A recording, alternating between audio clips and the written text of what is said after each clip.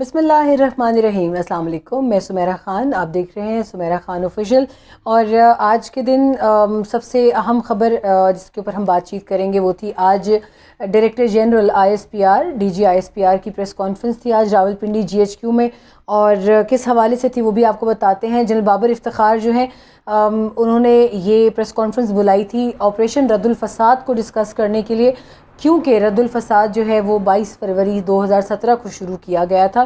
क्यों शुरू किया गया था, क्या कामयाबियां हासिल हुई, उस पर भी आते हैं। मगर आज रद्दुल फसाद ऑपरेशन को 4 साल मुकम्मल हो गए हैं और इन 4 बरसों में जहां सिक्योरिटी फोर्सेस और सिविलियंस ने बहुत कुर्बानियां दे के इस मुल्क में अमन और भरपूर खुशहाली लाने की कोशिश की, वहीं पर मुल्क के अमन दुश्मनों को ये गवारा नहीं है कि इतना जो है पाकिस्तान में सुकून जो है वो वापस उसके न सिर्फ आसार पैदा हो चुके हैं बल्कि दुनिया देख रही है कि अब पाकिस्तान से वो सब कुछ जो छीना गया था एक सोचे समझे मंसूबे के मुताबिक वो वापस आ रहा है। और वापस किस तरह आ रहा है वीडियो में आगे चलकर बात करते हैं। General Babar Iftikhar DG ISPR उन्होंने आज प्रेस कॉन्फ्रेंस शुरू इस बात से की कि 4 साल हो गए हैं ऑपरेशन रद्दुल फसाद को। जनरल कमर जावेद बाजवा ने आज से 4 साल कबल ये ऑपरेशन की मंजूरी दी और इसको बाकायदा शुरू किया गया। ये 2 फेजेज़ में शुरू किया गया था और इसके दोनों फेजेज़ जो थे वो बहुत टफ़ थे। काउंटर टेररिज्म इसका एक प्रॉन्ग था और दूसरा प्रॉन्ग इसका था काउंटर वायलेंट एक्सट्रीमिज़म। और इन दोनों प्रॉन्ग्स के अंदर डिवाइड किया गया था कि सबसे पहले कौन से मसाइल ऐसे हैं जिनके ज़रिए फौरी क्रैकडाउन शुरू किया जाए। तो काउंटर टेररिज्म में सबसे पहले मुल्क गिर इंटेलिजेंस बेस्ड ऑपरेशंस शुरू किए गए। 3,75,000 इंटेलिजेंस बेस्ड ऑपरेशंस किए गए पूरे मुल्क में। पंजाब में 34,000 ऑपरेशंस किए गए, सिंध में 15,000, बलूचिस्तान में 80,000 और खैबर पख्तूनख्वा में 92,000 ऑपरेशंस जो थे वो कंडक्ट किए गए। और ये प्योरली इंटेलिजेंस बेस्ड ऑपरेशन थे। और इसमें सबसे जो 3 बड़े नाम आते हैं वो पर्ल कॉन्टिनेंटल होटल गवादर जो है उसके ऊपर अटैक किया गया था। उसको बड़ी कामयाबी से बग़ैर बड़े नुकसान के गो के उसमें जाने गई सिक्योरिटी फोर्सेस के जवानों की, मगर तमाम तर दहशत गर्दों को जहन्नुम वासिल किया गया। और कराची स्टॉक एक्सचेंज और चाइनीज़ कॉन्सुलेट के ऊपर अटैक जो है उसको बस्ट किया गया। और उसके अलावा और भी ऐसे बेतहाशा ऑपरेशंस हैं। इसके लिए मिसाल एक दी जाती है कि हॉकी में, फ़ुटबॉल में जो गोल बचाए जाते हैं वो नज़र नहीं आते, मगर जो गोल किए जाते हैं सिर्फ वो नज़र आते हैं। तो इस मिसाल को यहाँ पर फिट कीजिएगा कि इस जैसे हज़ारों ऑपरेशंस ऐसे थे कि जिसमें बहुत बड़ी बड़ी तबाहकुन कार्रवाइयों से मुल्क को बचाया गया है। और मज़ीद तफसीलात की जानिब जाते हैं कि यहाँ पे ये भी उन्होंने बताया कि 5,000 थ्रेट अलर्ट्स पिछले 4 बरसों में अंडर ऑपरेशन रद्दुल फसाद जारी किए गए। और इन थ्रेट अलर्ट्स के ऊपर ऑपरेशन रद्दुल फसाद के तहत फ़ौरी अमल दरामद करते हुए मतलूबा मकामात को सिक्योर किया गया। और 750 स्क्वायर किलोमीटर जो है वो इलाका जो है उसको क्लियर किया गया। फाटा के अंदर, फाटा का जो इंज़माम शुदा अर्सवाइल फाटा जिसको कहा जाता है, जिसको इंज़माम कर दिया गया खैबर पख्तूनख्वा में, वो कहते हैं कि 72,000 वेपन्स इस पूरे अरसे में रिकवर किए गए और 5 मिलियन एम्यूनेशन जो है वो भी रिकवर किया गया दहशत गर्दों के कब्ज़े से और दहशत गर्दों के फैसिलिटेटर्स के कब्ज़े से। यहाँ पे वो कहते हैं 1850 टेररिस्ट इंसिडेंट्स जो हैं वो उनको फॉइल किया गया, उनको बर वक्त कार्रवाई करके उन पे एक्शन लिया गया। और इस तमाम तर टाइम में उनका कहना है कि पाक अफ़गान बॉर्डर के ऊपर 684 इसमें से 684 जो इंसिडेंट्स हैं वो सिर्फ पाक अफ़गान बॉर्डर पर थे, जिनको प्लान किया जा रहा था वहाँ पे क्रॉस बॉर्डर इन्फिल्ट्रेशन के ज़रिए और दहशत गर्दों को मतलूबा मकामात पर पहुँचने की ताकीद की गई थी। ये वही तफसीलात हैं जो कि डोज़ियर पेश करते हुए DG ISPR general Babar Iftikhar ने फ़ॉरेन ऑफिस में भी प्रेजेंट की थी, पार्ट ऑफ डोज़ियर जो कि भारत के ख़िलाफ़ हमने तैयार किया है। इसमें वो कहते हैं कि FC की अब 58 नई विंग्स बनाई जा रही हैं जो कि इस्टेब्लिश हो चुकी हैं, जबकि मज़ीद 15 जो हैं वो भी उन पर भी काम जारी है। इससे सबसे बड़ा फ़ायदा ये होगा कि इंटीग्रेशन के इस सिस्टम में वो तमाम तर नौजवान जो खैबर पख्तूनख्वा और बलूचिस्तान के हैं जिनको नौकरियां नहीं मिलती, उनको एक इंटीग्रेशन सिस्टम के तहत सिक्योरिटी फोर्सेस में शामिल किया जा रहा है। शराइत में भी नरमी की गई है, जैसे कि अगर कहीं पर कद के मुताबिक मतलूबा कद नहीं मिल रहा तो कद में छाती की चौड़ाई में उन मेजरमेंट्स में खातिर ख्वाह उस इलाके के लड़कों के हवाले से کمی بیشی کر کے ان کو اس دھارے میں، قومی دھارے میں لایا جا رہا ہے تاکہ خاندانوں کو نوکریاں ملیں گی تو وہ بینگ مسکرینڈ اپنے آپ کو سوچنا چھوڑ دیں گے، انسرجنسی پر جانا چھوڑ دیں گے، اور اس سے بہرحال فائدہ جو ہے وہ ملک و قوم اور ریاست کا ہے۔ آگے چلتے ہیں، وہ کہتے ہیں کہ 84% فینس کا کام اب پاک افغان بارڈر پر مکمل ہو چکا ہے اور اس سال کے آخر میں 100% ہو جائے گا۔ 43% جو ہے وہ پاک ایران بارڈر پہ کام جو ہے مکمل ہو چکا ہے، اور اگلے سال اس کے اوپر بھی آپ کو مکمل کام کی رپورٹ دی جائے گی۔ آگے چلتے ہیں، بارڈر مینجمنٹ ڈویژن بنائی گئی ہے جو کہ انٹیریئر منسٹری پاکستان کے انڈر ہوگی، اور رسپیکٹیولی تمام صوبوں کے جو ہوم منسٹرز ہیں وہ بارڈر مینجمنٹ کے معاملات دیکھیں گے۔ اس میں ان لوگوں کا منہ بڑے اچھے طریقے سے کالا ہو گیا ہے کہ جن کا کہنا یہ تھا کہ فوج جو ہے وہ بارڈر پر کسٹم کے معاملات میں دخل اندازی کرتی ہے، تو آج آپ کے منہ پر ایک بہت بڑا تماچا رسید کیا گیا ہے، کیونکہ ہر کام میں، خاص طور پہ پی ٹی ایم کا اگر میں نام لوں تو ہر کام میں انہوں نے لوگوں کے ذہنوں میں یہ فطور ڈالنا شروع کر دیا ہے کہ فوج آپ کا تمام تر حصہ کھا گئی ہے۔ اب اس ڈویژن سے، ان حقیقتوں سے، ان سچائیوں سے کوئی انکار نہیں کر سکتا، کیونکہ پی ٹی ایم کی طرح ہوائی فائر نہیں ہے، یہ آن پیپر ان کے ڈاکیومنٹری ثبوت موجود ہیں۔ آگے چلتے ہیں، وہ کہتے ہیں کہ 48,000 مائنز کلیئر کی گئی ہیں۔ یہ ڈی مائننگ کا کام بہت بڑا چیلنج تھا ناظرین، اس کو جتنا لوگ ہلکا سمجھتے ہیں ایسا ہے نہیں ہے۔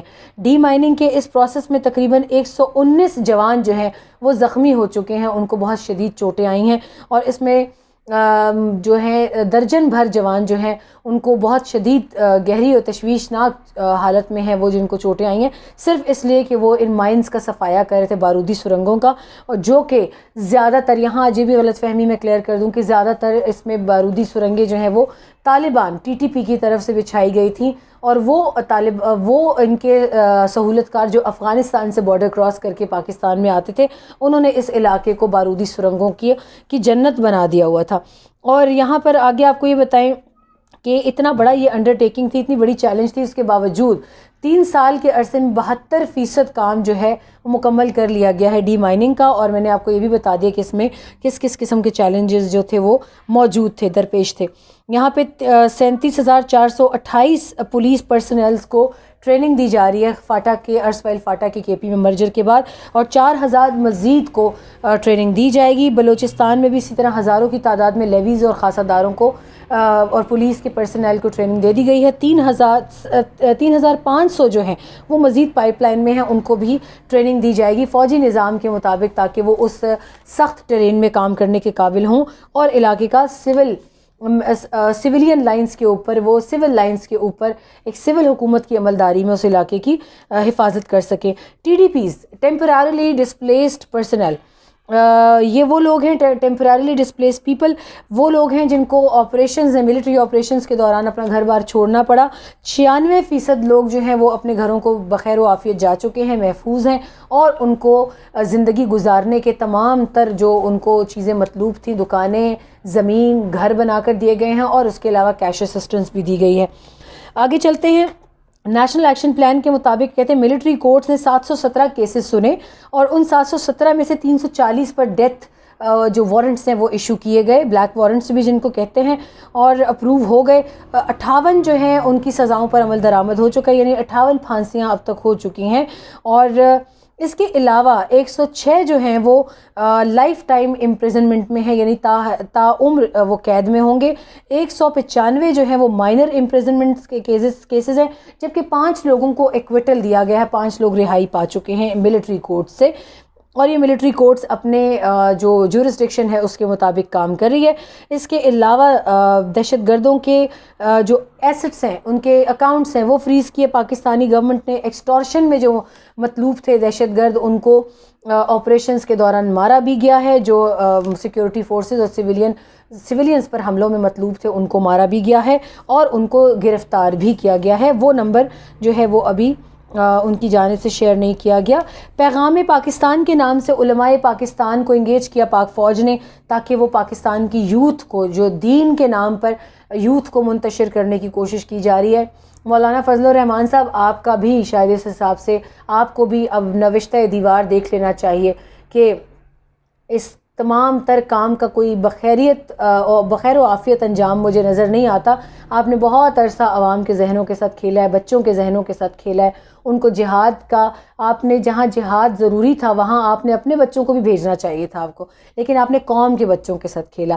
تو علماء پاکستان نے اس میں، ریلیجس اسکالرز نے بہت اہم کردار ادا کیا، انہوں نے پیغام پاکستان پہنچایا یوتھ کو، یہ بھی آپریشن رد الفساد اور اس سے جڑے تمام تر پرونگز کا حصہ تھا۔